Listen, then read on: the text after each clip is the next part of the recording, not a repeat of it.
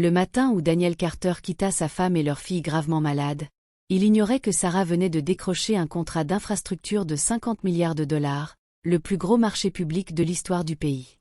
Mais il était trop occupé à envoyer des messages à sa maîtresse pour remarquer l'email de certification arrivé à 6h47. Sarah Carter, ingénieure civile brillante qui avait bâti sa société de conseil depuis leur garage pendant 15 ans tandis qu'il gravissait les échelons grâce à ses relations, se tenait dans la cuisine, tenant d'une main les factures médicales d'Emma et de l'autre les papiers du divorce.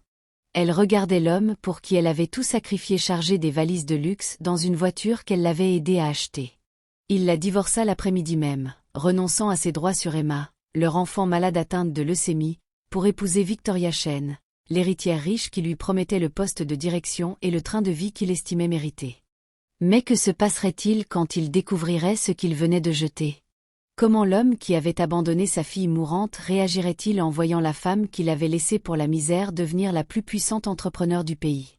Et que ferait Sarah quand le mari qui l'avait traité de raté se tiendrait devant elle, réalisant que la fortune de sa maîtresse n'était rien face à l'empire que son ex-femme contrôlait désormais ? Les doigts de Sarah tremblaient en signant le dernier formulaire de consentement médical, les yeux brûlants après une nouvelle nuit blanche à l'hôpital pour enfants. Emma reposait dans le lit voisin, petite et fragile, son corps de 7 ans livrant un combat qu'aucun enfant ne devrait affronter. Le diagnostic de leucémie remontait à 18 mois. La même semaine, la société de Sarah avait été présélectionnée pour le projet fédéral d'infrastructure. Depuis, elle jonglait entre les veilles à l'hôpital et les révisions de propositions, travaillant sur son ordinateur portable dans les salles d'attente, passant des appels aux fonctionnaires tout en tenant la main d'Emma pendant la chimiothérapie. Daniel avait d'abord été présent, du moins le croyait-elle. Mais ses venues s'étaient espacées, ses excuses plus alambiquées, son agacement plus évident dès que les traitements d'Emma empiétaient sur son emploi du temps. L'appartement où ils avaient emménagé après que Daniel avait insisté pour réduire la taille de leur logement étouffait dans l'obscurité précédant l'aube. Sarah s'était opposée à quitter leur maison modeste, mais il l'avait convaincue qu'il fallait couper dans les dépenses, que son entreprise vidait leurs économies, qu'il fallait faire des sacrifices. Elle avait accepté, croyant à sa sincérité, sans comprendre qu'il préparait déjà son départ, qu'il construisait une nouvelle vie avec Victoria Chen, fille de Marcus Chen, PDG de Chen Industries. Elle avait rencontré Victoria une fois lors d'un événement professionnel, avait vu les yeux de Daniel s'attarder trop longtemps sur les diamants de la jeune femme, avait balayé son malaise comme de la paranoïa née de l'épuisement. Elle prépara un café instantané tandis que la ville s'éveillait, fixant l'écran de son ordinateur sans vraiment le voir. Le portail gouvernemental affichait une notification, mais son esprit était trop embrumé pour l'enregistrer. Emma avait souffert toute la nuit, et Sarah l'avait tenue, chantonnant doucement, promettant que tout irait bien, même si son propre monde s'effondrait. Daniel n'était pas rentré. Son message à 2h du matin était bref. « Travaille tard, ne m'attends pas ». Elle avait cessé de l'attendre depuis des semaines, cessé d'espérer qu'il partage le fardeau de la maladie de leur fille, cessé de croire qu'il s'intéresserait à son travail ou à la proposition qui représentait 15 ans de carrière. L'affiche délavée en face vantait des appartements de luxe, une vie qui semblait hors de portée. Elle se rappelait le début de son entreprise, la fierté de Daniel, comment il disait à tout le monde que sa femme allait révolutionner les infrastructures. Mais cette fierté s'était muée en ressentiment à mesure que son entreprise exigeait plus de temps. À mesure que la maladie d'Emma engloutissait leurs économies, que le train de vie luxueux qu'il imaginait tardait à se concrétiser, il avait commencé à critiquer ses choix, à se demander pourquoi elle travaillait si dur pour si peu, à suggérer qu'elle prenne un poste salarié plutôt que de courir après des contrats publics qui ne viendraient peut-être jamais. Quand il rentra enfin ce soir-là, son irritation emplit l'appartement exigu comme un gaz toxique. Il posa sa mallette avec violence, desserra sa cravate d'un geste brusque et ne jeta qu'un regard au planning des médicaments d'Emma sur le frigo. Sarah préparait le dîner, quelque chose de simple, les factures médicales laissant peu de marge pour l'épicerie, et sentait son jugement irradier dans la cuisine. « Voilà ce qu'on est devenu, » dit-il, désignant l'espace étroit, les meubles d'occasion, la pile de factures sur le comptoir, cette misère, cette galère. « Je ne peux plus, Sarah. » Sa main s'immobilisa au-dessus de la planche à découper. « Daniel, la décision sur la proposition arrive d'un jour à l'autre. Si on décroche ce contrat. » « Si. » Son poing frappa la table, faisant trembler les assiettes bon marché. C'est tout ce que j'entends depuis des années. Si le contrat passe, si Emma va mieux, si on tient encore un peu. Je suis fatiguée de m'accrocher à rien. Elle se tourna vers lui, voyant un étranger là où aurait dû se tenir son mari. Emma a besoin de nous deux. Les traitements marchent, le médecin l'a dit.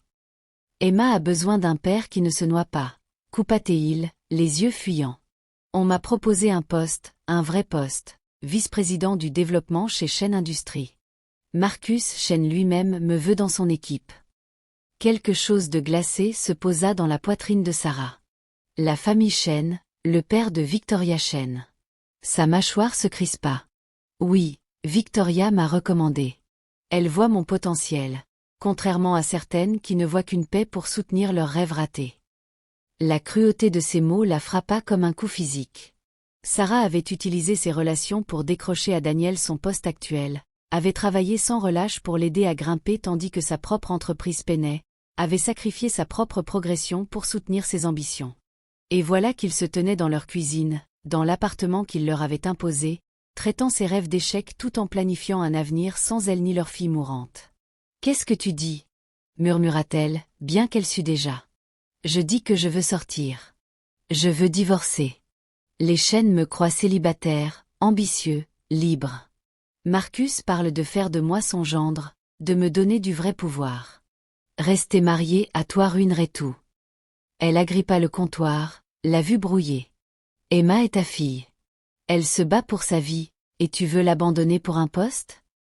Je paierai une pension, dit-il mécaniquement, comme s'il avait répété. Mais je ne peux plus être enchaîné à cette vie.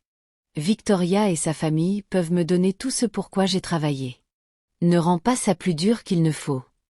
Cette nuit-là, après qu'il eut emballé l'essentiel et quitté les lieux, Sarah s'assit près de la fenêtre de la chambre d'Emma, regardant sa fille dormir, entourée de tubes et de moniteurs, un réseau déchirant autour de son petit corps. Elle s'était promis de travailler plus dur, de sacrifier plus, de rendre Daniel heureux à nouveau. Mais en regardant la poitrine d'Emma monter et descendre, elle comprit que sa fille était la seule chose qui comptait. Sa fille et le contrat qui pourrait les sauver toutes les deux. Le lendemain matin, Sarah ouvrit enfin la notification qui attendait depuis le départ de Daniel. Ses mains tremblaient en lisant, relisant, incapable de croire les mots à l'écran. Sa société, Carter Engineering Solutions, avait remporté le projet national de modernisation des infrastructures, un contrat de 50 milliards de dollars sur 10 ans, le plus gros marché fédéral de l'histoire des États-Unis. Elle avait gagné après 15 ans à bâtir son expertise, à proposer des designs innovants et durables, à s'imposer dans un milieu dominé par les hommes. Elle aurait dû appeler Daniel immédiatement, hurler de joie, célébrer, partager ce moment avec l'homme qui avait été son partenaire pendant 12 ans. Mais Daniel était parti, avait déjà déposé les papiers du divorce par l'intermédiaire de son avocat ce matin-là. Des documents livrés par coursier avec une efficacité cruelle. Il ne voulait rien. Ni pension alimentaire, ni bien, ni garde. Il renonçait à ses droits parentaux sur Emma, invoquant le fardeau des frais médicaux et son incapacité à fournir des soins adéquats. Les papiers étaient conçus pour le libérer totalement, pour effacer sa famille comme un mauvais investissement. Sarah était assise dans la cafétéria de l'hôpital, la notification du contrat sur sa tablette, les papiers du divorce sur la table. Deux réalités incompatibles qui coexistaient pourtant. Emma était à l'étage en traitement, et Sarah venait de devenir l'une des entrepreneurs les plus puissantes du pays. Pourtant, elle ne s'était jamais sentie aussi seule. Elle pensa appeler Daniel, lui dire ce qu'il venait de quitter. Mais quelque chose l'arrêta. L'orgueil, peut-être, ou la certitude qu'un homme capable d'abandonner sa fille malade pour de l'argent ne méritait pas de connaître son succès. Au lieu de cela, elle appela son avocat, puis son comptable, puis la poignée d'employés qui étaient restés avec elle pendant les années maigres. En quelques heures, la nouvelle fut publique. Carter Engineering Solutions avait remporté l'appel d'offres impossible, et Sarah Carter était saluée comme une visionnaire. Son téléphone explosa de demandes d'interview, d'offres de partenariat, de félicitations de collègues qui l'avaient vu galérer. Le gouverneur appela personnellement, ainsi que 3 sénateurs. La valeur de son entreprise s'envola du jour au lendemain, mais Daniel resta silencieux, injoignable, déjà plongé dans sa nouvelle vie avec Victoria Shen. Sarah apprit par des connaissances communes que les fiançailles avaient été annoncées lors d'une soirée exclusive le soir même de son départ. Il avait demandé Victoria en mariage avec une bague valant plus que le traitement mensuel d'Emma. Le mariage était prévu 6 semaines plus tard, une fastueuse réception au domaine des Chênes. Marcus Chêne avait promu Daniel immédiatement, l'avait nommé vice-président comme promis, lui avait donné tout ce qu'il voulait.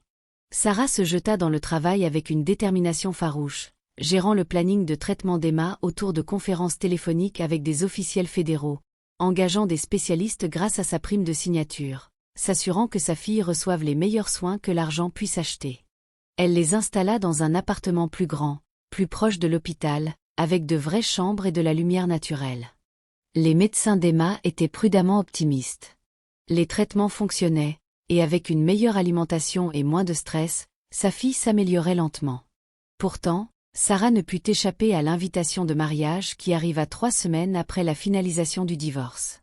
Papier épais, lettres dorées en relief. Victoria Chêne et Daniel Carter vous prient de les honorer de votre présence. Elle la fixa pendant des heures, cet artefact tangible de la trahison. Sa meilleure amie, Jennifer, la trouva ce soir-là, des larmes coulant sur son visage, l'invitation froissée dans la main. « N'y va pas », supplia Jennifer en jetant l'invitation à la poubelle. « Il ne mérite pas de te voir. Il ne mérite rien de toi. » Mais Sarah secoua la tête, quelque chose se cristallisant en elle.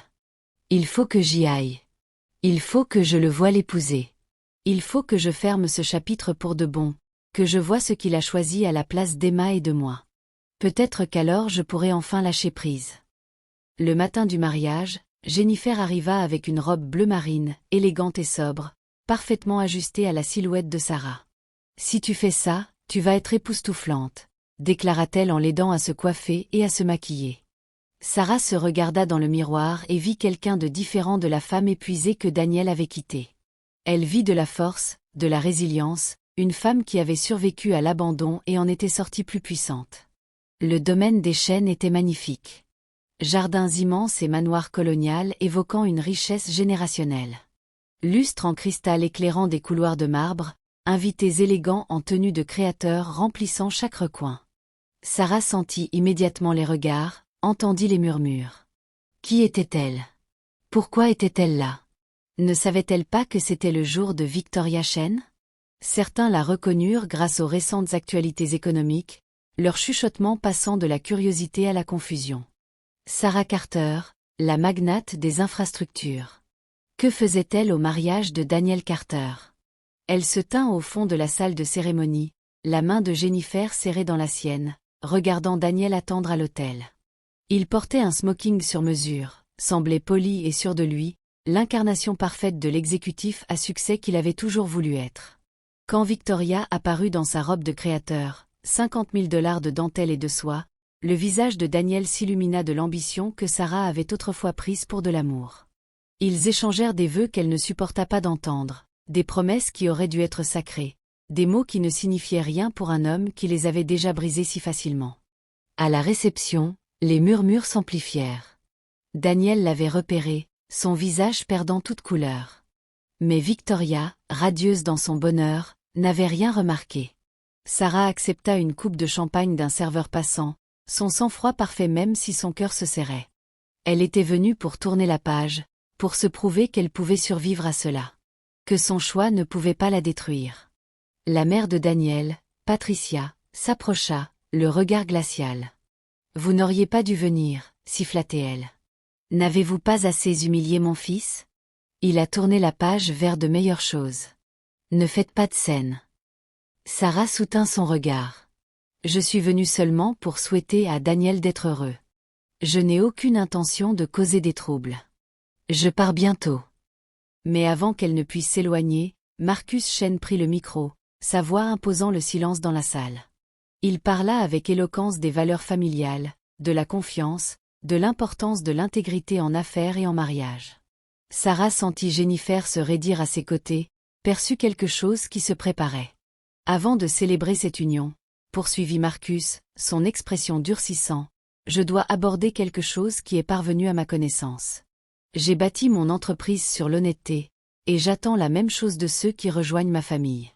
Il y a 2 jours, j'ai reçu un rapport anonyme sur le passé de Daniel. J'ai engagé des enquêteurs dans l'espoir de le démentir. Mais ce qu'ils ont découvert est profondément troublant. La salle devint silencieuse. Victoria se tourna vers son père, la confusion sur son visage. Daniel semblait sur le point de vomir.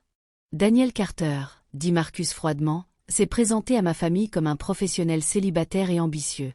Mais il a omis de mentionner qu'il était marié pendant 12 ans, qu'il a une fille de 7 ans atteinte de leucémie, qu'il a divorcé de sa femme et abandonné son enfant malade il y a quelques semaines pour poursuivre cette relation. Un murmure parcourut la foule. Tous les regards se tournèrent vers Sarah, toujours au fond, figée. Daniel secouait frénétiquement la tête, mais Marcus n'avait pas fini. Son ex-femme est ici ce soir, comme certains d'entre vous l'ont peut-être remarqué.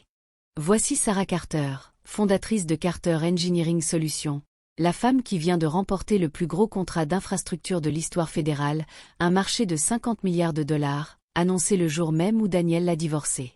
La même femme qui a utilisé ses relations pour faire avancer sa carrière. Qui a soutenu ses ambitions tout en bâtissant sa propre entreprise, qui a porté seule le fardeau de la maladie de leur enfant. La main de Victoria vola à sa bouche, ses yeux trouvant ceux de Sarah à travers la salle. La mariée semblait brisée, trahie alors que la vérité démantelait son jour de noces. Daniel tenta de parler, mais Marcus le coupa d'un geste. Je ne peux pas, en toute bonne conscience, accueillir dans ma famille un homme qui cache ses échecs derrière des mensonges. Qui abandonne ses responsabilités pour courir après la richesse, qui jette la loyauté quand elle devient gênante. Le poste est annulé. Ce mariage est annulé. Daniel Carter, vous n'êtes plus le bienvenu dans ma maison ni dans mon entreprise. La salle explosa en chaos. Victoria pleurait, sa mère la soutenant tandis qu'elle fixait Daniel d'un regard dévasté.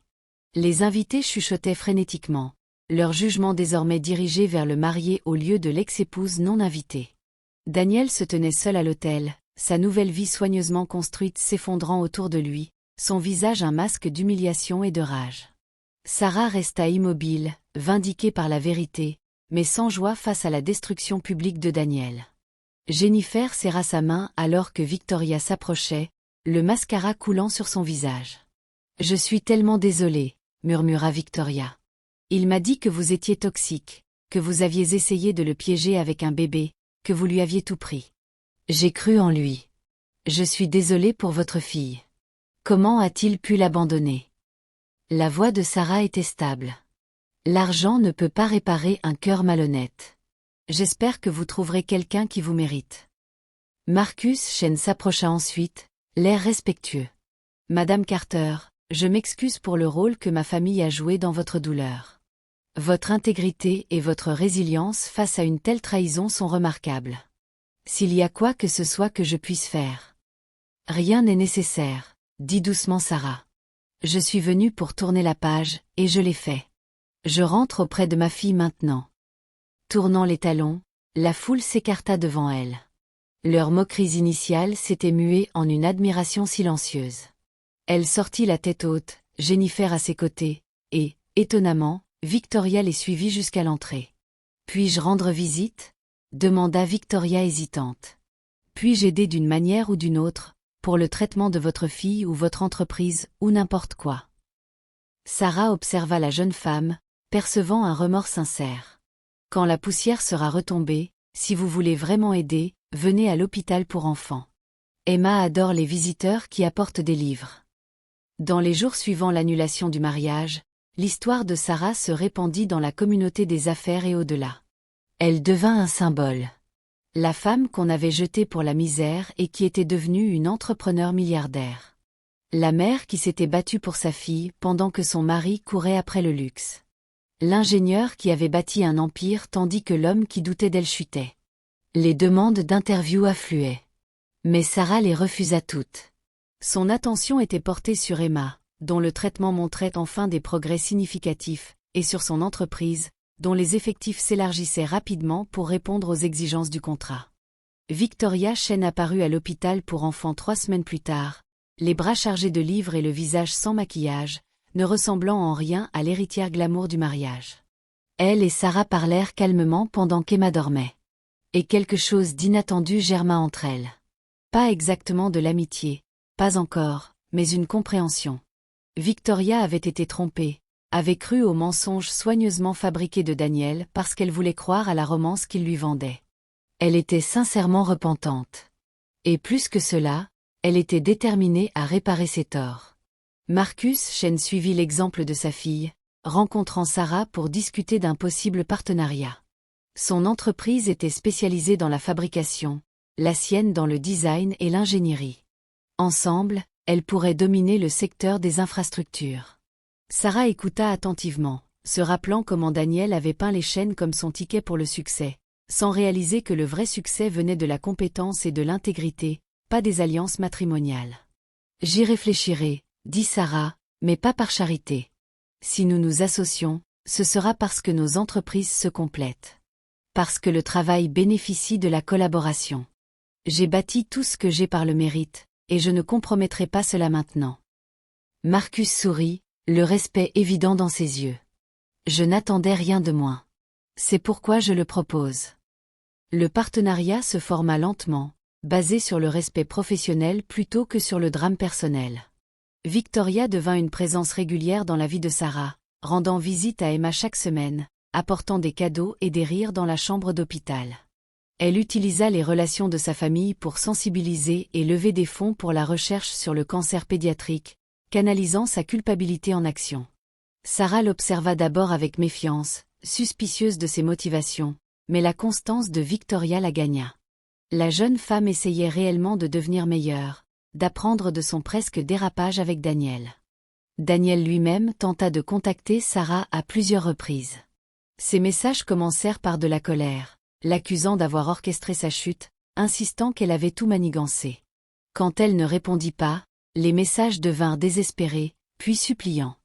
Il se présenta une fois au nouveau siège de son entreprise, mais la sécurité le refoula.